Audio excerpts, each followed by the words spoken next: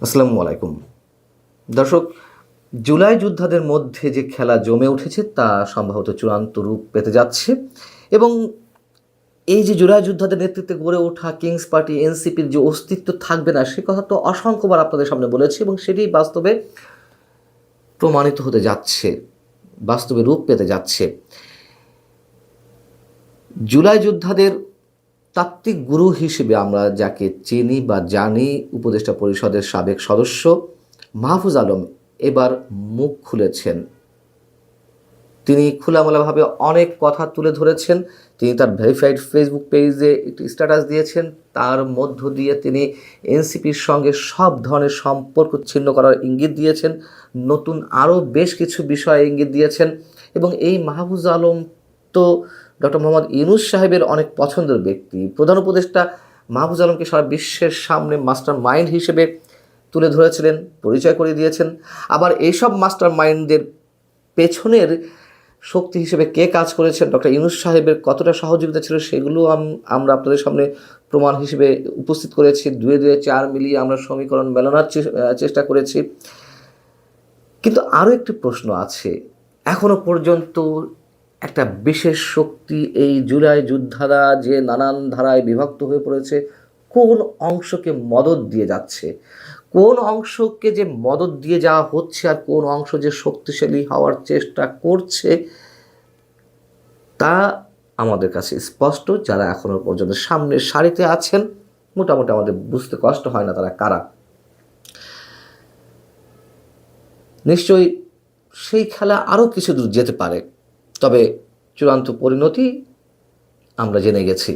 যাই হোক, মাহফুজ আলম তার ফেসবুক পেজে যে স্ট্যাটাসটি দিয়েছেন তা একটু আপনাদেরকে পড়ে শোনায়। তিনি বলছেন, নাগরিক কমিটি ও এনসিপি জুলাইয়ের সম্মুখ সারির নেতৃত্বে সংগঠিত হয়েছিল। এই দুটি সংগঠন আমরা জুলাইয়ের সহযোদ্ধারা থাকায় গত 1.5 বছর আমি চাহিদা মাত্র তাদেরকে পরামর্শ, নির্দেশনা এবং পলিসিগত জায়গায় সহযোগিতা করেছি।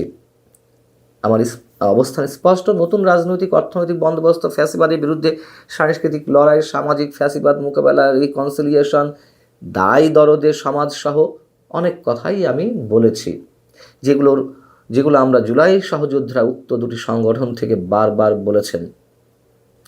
কিন্তু তারা এগুলো ধারণ করতেন? প্রশ্ন করছেন তিনি। এনসিপিকে একটা বিগ জুলাই আমব্রেলা আকারে স্বতন্ত্র উপায়ে দাঁড় করানোর জন্য আমি সকল চেষ্টাই করেছি, কিন্তু অনেক কারণেই সেটা সম্ভব হয়নি।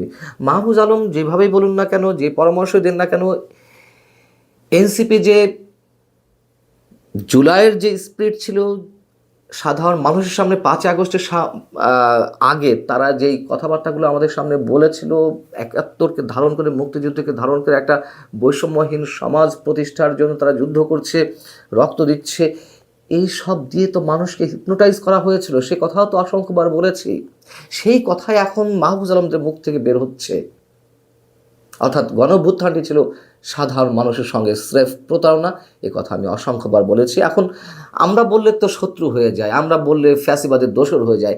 এখন তো মাহফুজ আলমরাই সেই কথা তুলে ধরছেন। মাহফুজ আলম বলছেন, বিদ্যমান বাস্তবতায় আমরা জুলাই সহযোদ্ধাদের প্রতি সম্মান, স্নেহ এবং বন্ধুত্ব মুছে যাবে না, মানে তার যে সম্মান স্নেহ রয়েছে, কিন্তু আমি এই এনসিপির অংশ হচ্ছি না। আমাকে জামাত এনসিপি জোট থেকে প্রস্তাব দেওয়া হয়নি, এটি সত্য নয়, কিন্তু ঢাকার কোনো একটা আসনে জামাত এনসিপি জোটের প্রার্থী হওয়ার চেয়ে আমার লং স্ট্যান্ডিং পজিশন ধরে রাখা অধিক গুরুত্বপূর্ণ।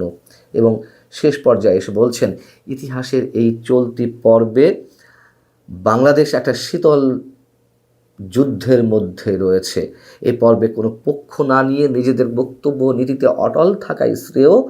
বিকল্প তরুণ বা জুলাই শক্তির সম্ভাবনা এখনও শেষ হয়ে যায়নি, বরং আমি গত 1.5 বছরে যা বলেছি, যে নীতিতে বিশ্বাস রেখেছি তা অব্যাহত রাখব।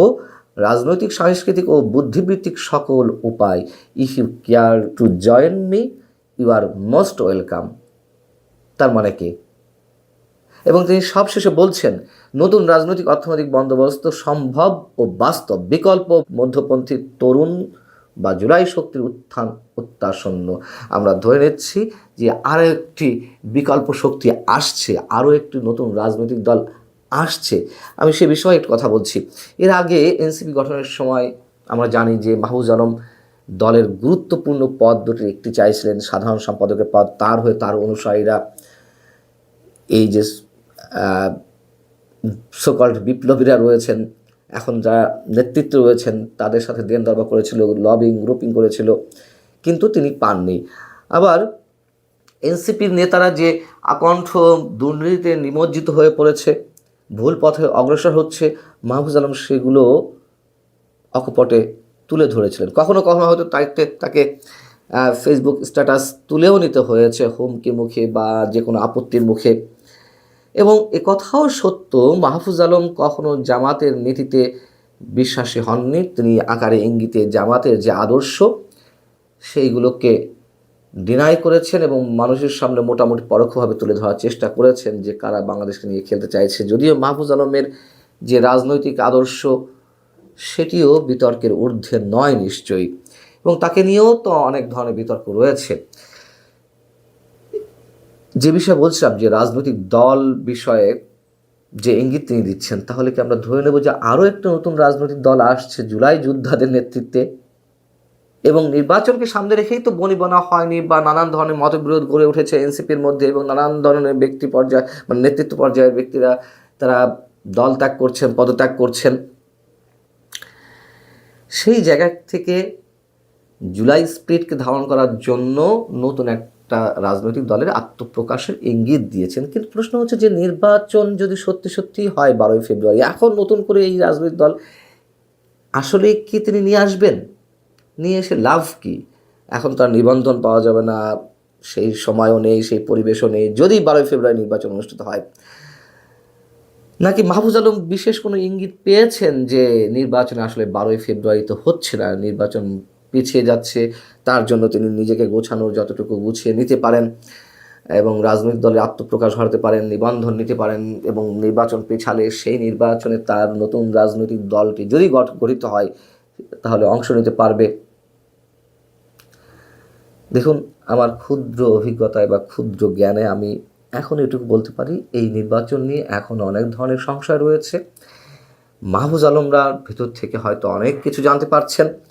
সেই জায়গা থেকে তার এই উদ্যোগ যদি হয়ে থাকে, হয়তোবা তাদের জন্য ভুল কিছু নয়, তবে এনসিপি শেষ, এটি স্পষ্ট করে উচ্চারণ আমরা করতে